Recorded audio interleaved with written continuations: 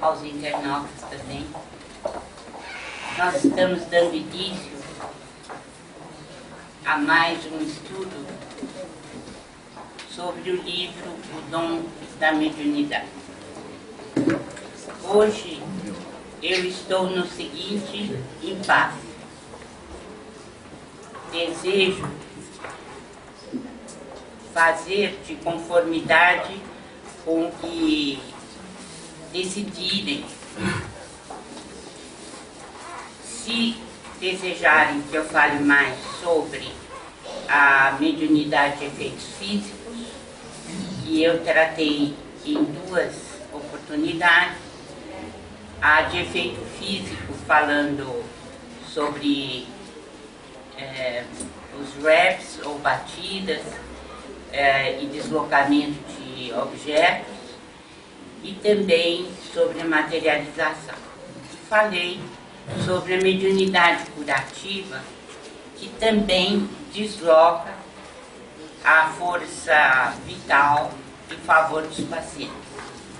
E há também a possibilidade de entrarmos nos fenômenos espiríticos, propriamente dito, os efeitos intelectuais.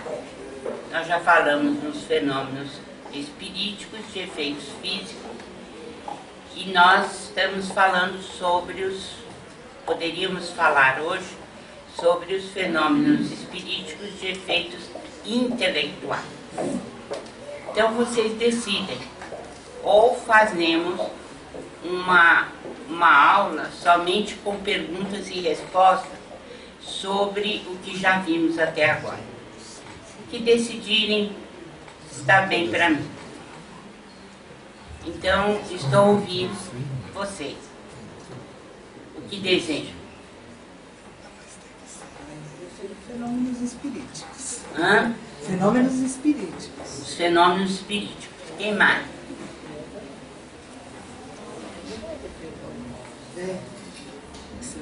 Os fenômenos espiríticos de efeitos físicos já ficou bem claro para vocês?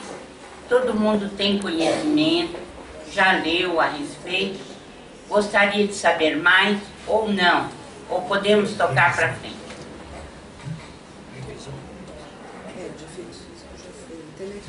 Os que concordarem que nós vamos para os fenômenos espiríticos, fiquem sentados.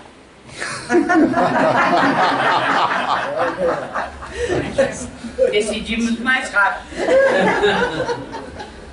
Bem, é sonho de pé, então pode mandar. Os fenômenos espiríticos, eles podem ser de efeitos físicos, que nós já vimos, e de efeitos intelectuais. Nós iniciamos esse capítulo no livro dizendo o seguinte: sabeis que tomamos ao cérebro do médium os elementos necessários a dar ao nosso pensamento uma forma que vos seja sensível e apreensível. É com o auxílio dos materiais que possui que o médium traduz o nosso pensamento em linguagem vulgar. Esta observação ou este ensinamento foi dado por Erasto, o espírito Erasto, e está no livro dos médiuns, no capítulo 22. Por que eu coloquei essa parte inicial? Para que fique bem claro que a mediunidade, em cada pessoa, é um fenômeno único. Não existem 2 mediunidades iguais. Se um médium recebe um determinado espírito e o outro igualmente recebe o mesmo espírito, as comunicações serão diferentes, embora o estilo ou aquilo que o espírito deseja transmitir seja da mesma natureza. Mas a expressão em cada médium será diferente. Então, é preciso que a gente, quando estuda a mediunidade, saiba que os espíritos têm que contar com tudo aquilo que o médium traz como patrimônio dele. Porque ele vai construir as imagens e a própria mensagem a partir do que ele encontra dentro do cérebro do médium. Isso tem que ficar muito claro para nós, que a mediunidade é um fenômeno único e ela está diretamente ligada ao desenvolvimento ou à expansão que esse médium possa dar a essa mensagem que o espírito deseja transmitir. Então, há por todo lado influências do bem ou do mal. Viajante do cosmo, o ser humano respira num vastíssimo império de ondas que se comportam como massa ou vice-versa, e somente assinala as que se lhe afinam com o modo de ser. Cada mente é, pois, como se fora um mundo de per si, que respira nas ondas criativas que produz e com as quais sintoniza. Não é difícil compreender que ainda mesmo em regime de prisão absoluta, do ponto de vista físico, o homem no pensamento é livre para eleger o bem ou o mal por companhia. Um exemplo importante de assimilação de correntes mentais encontra-se em um dos capítulos do livro Nos Domínios da Mediunidade. Acompanhamos os esforços de ambos, Clementino, o mentor, e Raul Silva, o esclarecedor, para entrarem em sintonia, tendo em vista a necessidade do trabalho espiritual. Clementino graduou o pensamento e a expressão como se regulasse a voltagem de uma lâmpada, de modo a se entenderem reciprocamente no comando da reunião mediúnica. E o ajuste mental foi alcançado, de tal modo que puderam trabalhar em perfeita harmonia. Aqui se trata do seguinte: o Clementino é um mentor, né? E o Raul Silva é o diretor da reunião. Eles trabalham em comum acordo. Então, o dirigente do trabalho tem que se colocar em sintonia com o dirigente espiritual do trabalho.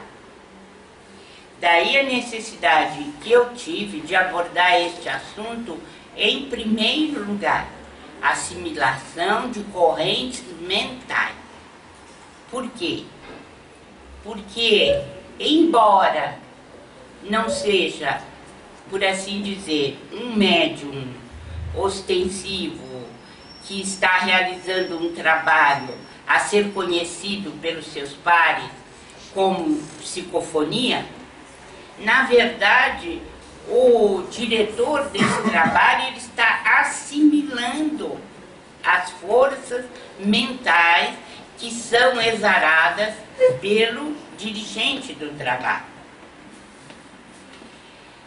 E assim, nós estamos falando de um processo que se repete em todos os quadriláteros da Terra, em todas as dimensões. Pessoas que trabalham em sintonia. E é claro que nós podemos imaginar que são sintonias benéficas ou maléficas. Mas há sempre essa possibilidade de encarnados e desencarnados estarem assimilando essas energias mentais e trabalhando em conjunto. Em todos os continentes, então, milhões de pessoas estão neste tipo de entrosamento. Senhoreadas por espíritos desenfaixados do liame físico, atendendo a determinadas obras ou influenciando pessoas para fins superiores ou inferiores, em largos processos de mediunidade ignorada. Fatos esses vulgares em todas as épocas da humanidade. Então, embora os médiuns tenham sido caçados, enfrentaram as fogueiras, tenham sido mortos das mais diferentes maneiras, este fenômeno é corriqueiro. Apenas quando o médium põe para fora ou se coloca como intermediário direto, ele fica conhecido como ou psicofonia ou psicografia. Mas esse fenômeno é comum aqui na Terra, mas nós não conseguimos detectar. Se é bem verdade que há milhões de seres humanos, encarnados e desencarnados, de mente fixa na região menos elevada dos impulsos inferiores, absorvidos pelas paixões instintivas, pelos remanescentes do pretérito menos digno, é possível distinguir também os que estão em busca de elevação espiritual. Então, essa assimilação de correntes mentais é um processo de comunhão entre encarnados e desencarnados. E como nós estamos vendo, podem ser benéficos ou maléficos. Um exemplo prático deu-nos Aulos. Uma ambulância passava, sirenando fortemente para abrir caminho, quando ele e os outros colegas divisaram, à frente do veículo, ao lado do condutor, um homem de cabelos grisalhos, de fisionomia simpática e preocupada, e junto dele, uma entidade lirial que lhe envolvia a cabeça em suaves e calmantes irradiações de prateada luz. O mentor esclareceu que não importava a religião daquele homem, a bênção do Senhor pode descer sobre qualquer expressão religiosa. Estavam ali diante de um profissional humanitário e generoso, que por seus hábitos de ajudar ao próximo, se fez credor do auxílio que recebe. Essa é uma imagem que passa despercebida pela maioria dos encarnados, a imensa maioria. Mas um senhor de cabelos grisalhos, muito simpático, está ali numa ambulância ao lado do condutor, sendo acariciado ou protegido por uma entidade de muita luz, que lhe transmite, então, os benefícios de um passe amigo e de uma proteção para o trabalho que ele realiza. Qual a religião dele? Não importa, pode não ter nenhuma. O que interessa é que esse nosso irmão se dedica a auxiliar os que sofrem de uma maneira benevolente, uma maneira de tolerância, de amor, de generosidade. Então ele está sendo auxiliar. O que é isso? É mediunidade, é intercâmbio, que passa despercebido pela imensa maioria das criaturas encarnadas, porque nós não temos sensibilidade para perceber isso. Este Senhor é médium de abençoados valores humanos, mormente no socorro aos enfermos, no qual incorpora as correntes mentais dos gênios do bem, consagrados ao amor pelos sofredores da terra. Então, seja qual for a atividade que a pessoa tenha, se ela se ligar por seus atos ao bem, promover, né, através de atos generosos, o bem-estar entre os irmãos da comunidade, sem dúvida, esta pessoa é médium. Ela está também acrescentando às suas atividades as vibrações suaves e amigas de entidades que ela não vê, mas que estão com ela, trabalhando no dia a dia, sem que se perceba.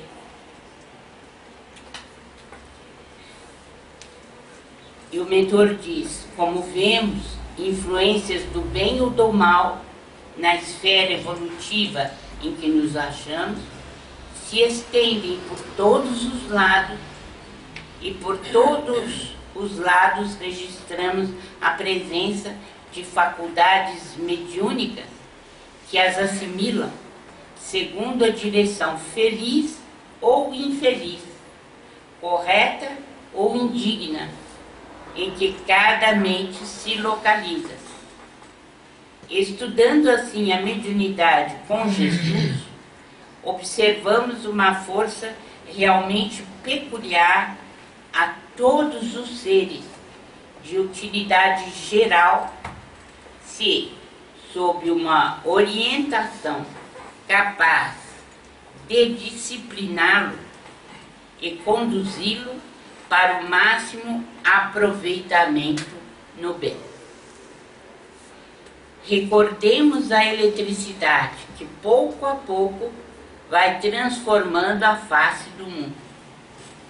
Não basta ser dono de poderosa cachoeira com o potencial de milhões de cavalos de vapor. É preciso instalar junto dela a inteligência da usina para controlar-lhe os recursos, dinamizá-los, distribuí-los conforme as necessidades de cada um. Sem isso, a queda d'água será sempre um quadro vivo de beleza fenomênica, com irremediável desperdício. A ideia é muito boa. Eles dizem, nós temos cachoeiras e cachoeiras jorrando por esse imenso mundo, a casa planetária maravilhosa que nos foi oferecida por Jesus. No entanto, se nós não pusermos os dispositivos ali para que a usina capte essa força, nós não teremos o benefício da eletricidade para as cidades, para o conforto das pessoas. Então a ideia é muito boa. A mediunidade precisa ser canalizada. Ela precisa contar com elementos, com médiuns dispostos a trabalhar com humildade, com generosidade, com vontade de acertar. E isto, nós podemos ver, é o mesmo que você colocar os dispositivos de uma usina para receber essa força, e essa força passar para frente. Nós precisamos sempre disso. Em vista de passagens como essas, não podemos senão concordar com Hermínio Miranda quando afirma: o que está em jogo no mecanismo da captação de uma comunicação espiritual não são os sentidos individualmente, quer dizer, visão, audição, tato, etc. Mas o dispositivo central que comanda e integra os sentidos numa percepção global, onde a mensagem captada não é visão nem audição e, por conseguinte, não é também palavra, e sim ideia, de vez que os instrutores foram taxativos e enfáticos ao declarar que os espíritos não têm linguagem articulada, apenas a do pensamento. Então nós estamos vendo aí que o mundo espiritual nos alcança através do pensamento. E este pensamento é então traduzido sob a forma de visão, de audição, dependendo de onde é distribuído esse pensamento dentro do nosso cérebro. Mas, a rigor, os espíritos não precisam dos nossos órgãos do sentido. Eles utilizam o pensamento e são capazes de acionar os nossos órgãos do sentido simplesmente movimentando aquilo que o nosso cérebro possui e que conhecemos como sendo as sinapses, as movimentações dos neurotransmissores, enfim, os espíritos utilizam o arsenal que o nosso cérebro possui para tocar a nossa sensibilidade através dos órgãos do sentido. Mas eles não vêm através dos órgãos do sentido. Por quê? Porque você pode enxergar atrás de você. Você sabe que o espírito está atrás de você. E como é que você está enxergando se ele está em 360 graus na tua retaguarda? Né? Então, e você enxerga com os olhos abertos ou fechados? Não há essa questão. Assim como o ouvido também não tem necessidade de você ouvir uma fonte. Isso pode ser tocado dentro do seu cérebro, através dos pensamentos que o espírito maneja, que o espírito movimenta no seu cérebro. É claro que aí vai uma grande parte de conhecimento sobre a pineal, como é que é a glândula da vida mental, como é que ela faz essa transmissão, né? Mas, quando falamos pensamentos, são eles que nos colocam diretamente em contato com os espíritos. Nós não podemos falar de mediunidade sem estudar pensamento. Como dizem os espíritos, né? O pensamento é como se fosse o leito do rio. Por ele caminha o fenômeno mediúnico.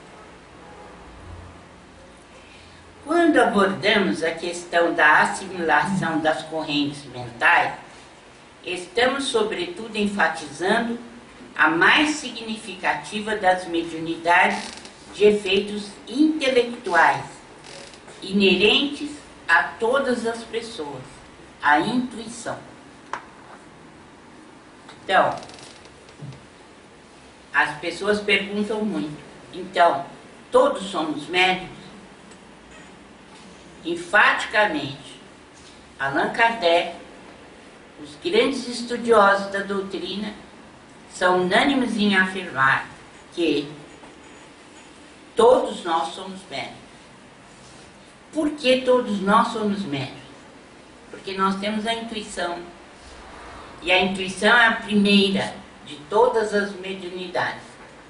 E nós vemos aqui, né, que a assimilação de correntes mentais é um princípio da intuição. Como é que você tem intuição das coisas que vão acontecer ou qual o melhor caminho que você tem que tomar? Em geral, essa é uma conjugação de ondas com espíritos desencarnados que nós assimilamos através desse fenômeno mediúnico inicial e que todos nós temos, a intuição. Uns em maior grau, outros em menor, né? Nós sabemos que o elemento feminino, as mulheres, elas são muito mais sensíveis ao mundo espiritual, porque elas têm também uma intuição mais alargada, mais desenvolvida. Doutora, no caso do deficiente visual? Não me importa, porque a mediunidade não depende de você estar ou não com os olhos em funcionamento. Por quê?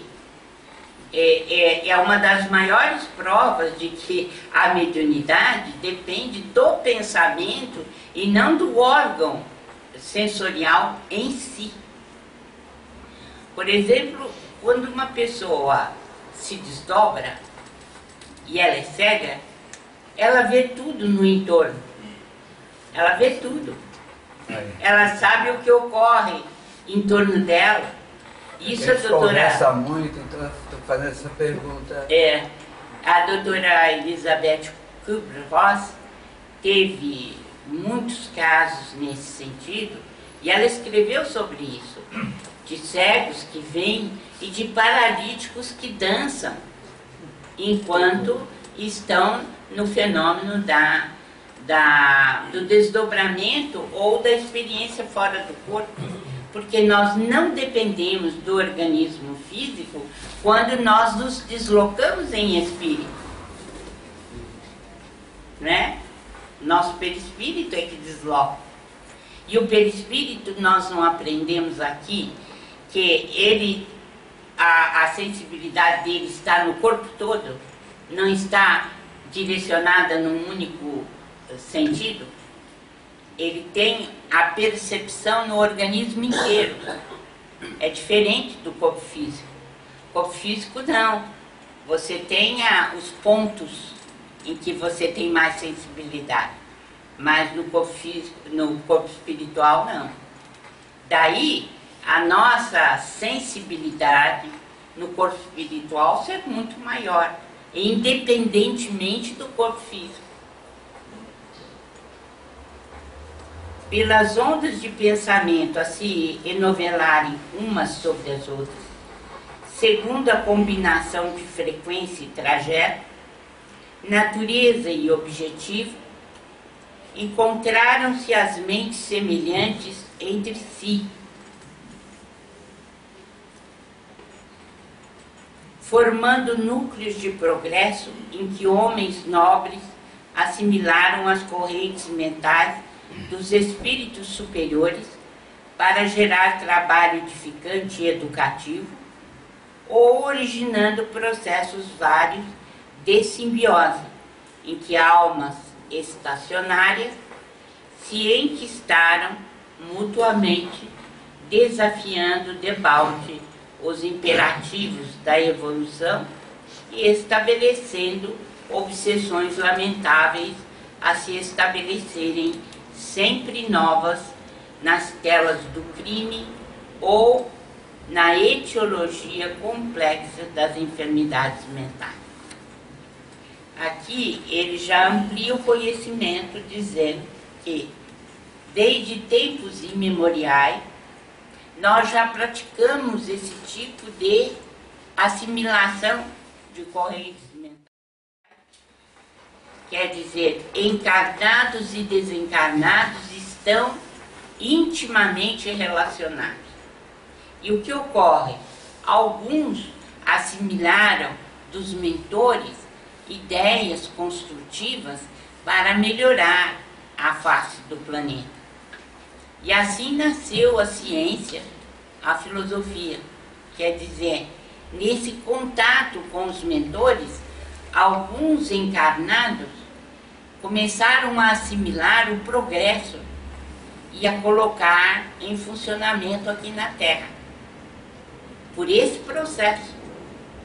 E outros não, estavam mais ligados na simbiose, e a simbiose é sempre problemática, porque ela implica, né, a simbiose, em furto psíquico ou vampirismo. Mas isso sempre existiu, desde tempos imemoriais, porque, segundo o que o André Luiz coloca, é assim: quando nós estávamos nos primórdios da Terra, como seres humanos já, a gente tinha pavor do mundo espiritual, porque era desconhecido para nós.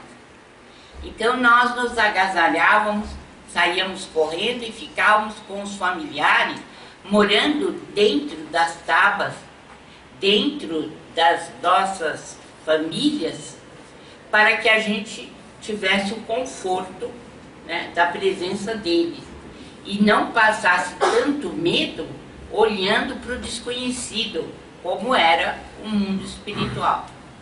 Então, representa um avanço espiritual quando a gente desencarna e não fica nos lares e nem permanece com a família corpórea.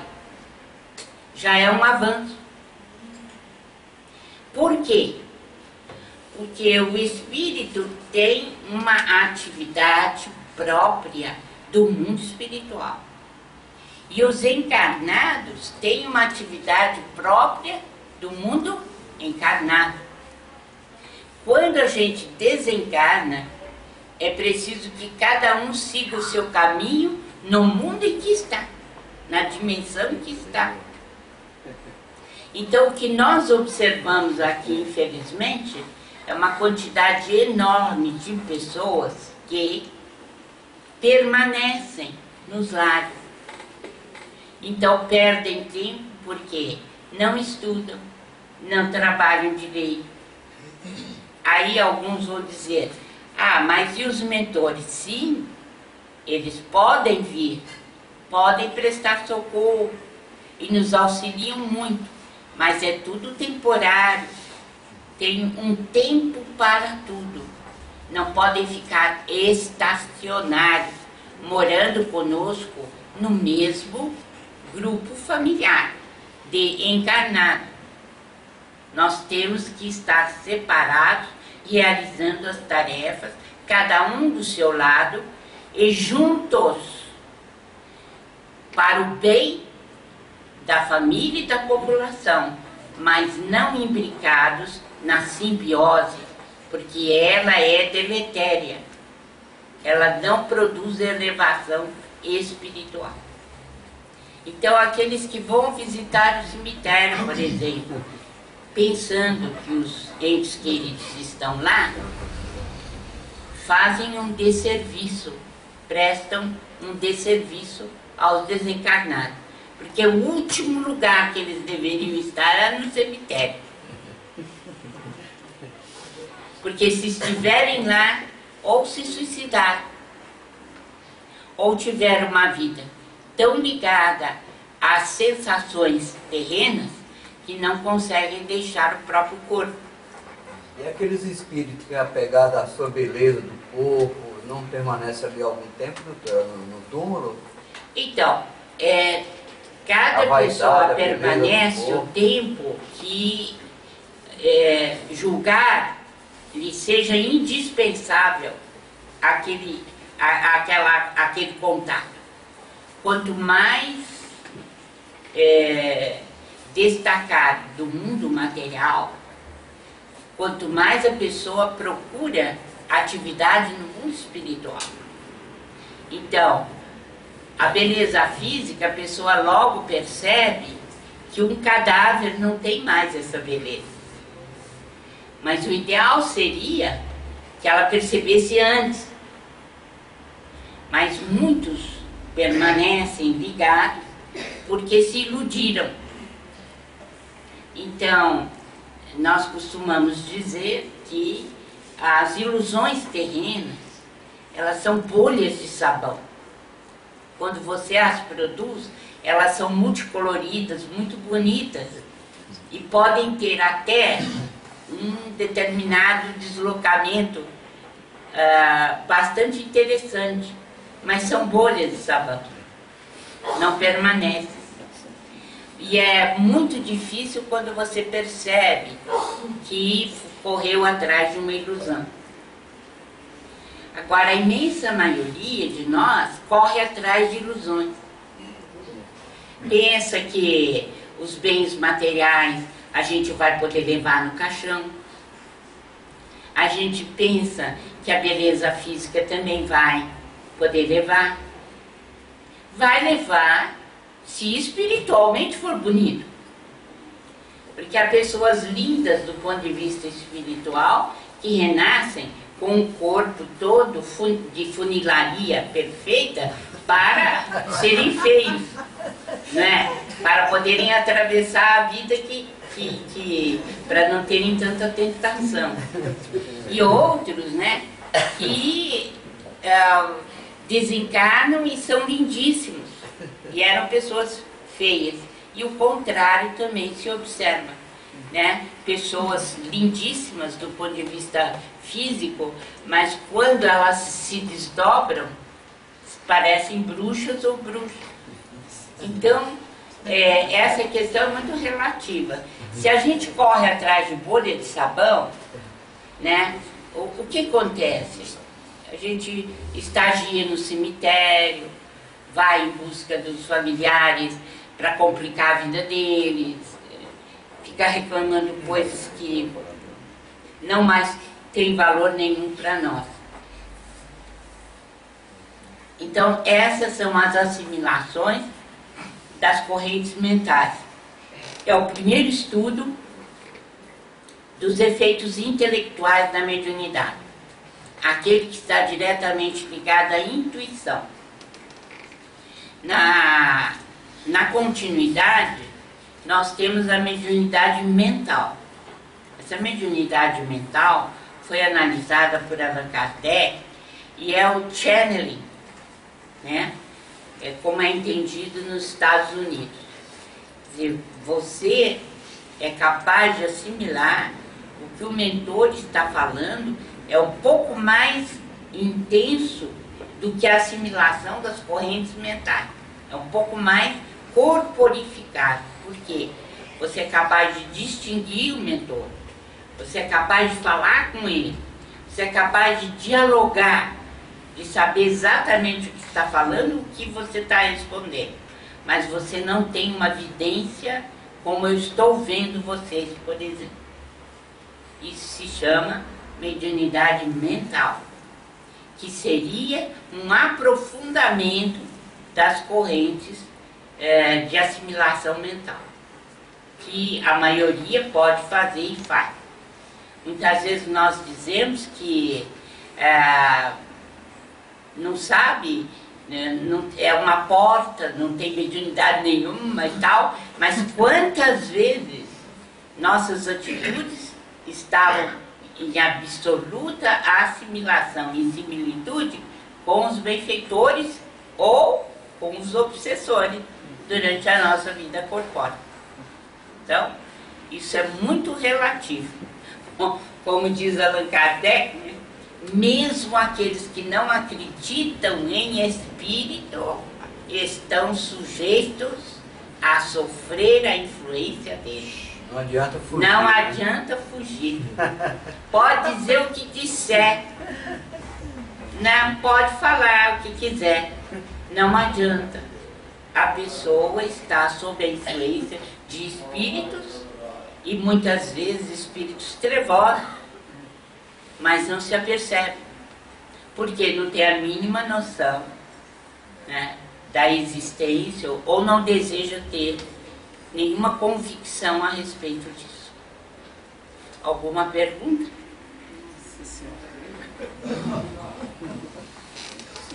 Doutora, no caso, por exemplo, hoje foi impossível.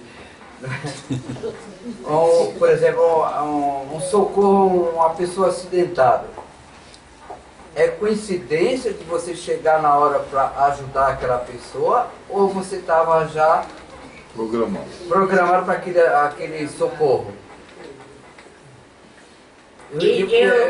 Quem trabalha na área de saúde acontece muitas essas coisinhas, né? Esses imprevistos.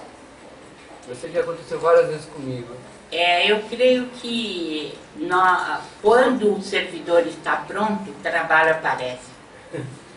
Então, se a gente tem como principal objetivo ajudar, nossa vida é colocada dessa forma, então tudo acontece de modo a que a gente possa servir. Assim como o contrário também é possível, né? Então, não acredito muito nessa questão do acaso, né? O acaso não tem força em si mesmo. Principalmente casos epiléticos, aconteceu muito eu chegar na hora para ajudar a pessoa nesses casos. Exatamente. Alguns casos aconteceram. E como nós vemos na coleção André Luiz, né? Quando o Alexandre precisou de um médium, eram umas 2 horas da madrugada, mais ou menos, para fazer aquela tarefa de suturar o hematoma roto, no aneurisma roto, que estava no cérebro da pessoa e iria matá-lo. Então, eles rastrearam os benfeitores espirituais. Primeiro foi feito o pedido para a região onde o Alexandre estava. Então, a cidade é repartida por regiões. Cada região é acionada perguntando se tem algum trabalhador que poderia ajudar. Essa equipe parte na direção do trabalhador encarnado que pode oferecer algum trabalho ali, e ele é convocado e eles trazem para o trabalho ser realizado. Então, quando a gente vê essas coisas, a gente tem certeza de que nada é por acaso, né? Nada.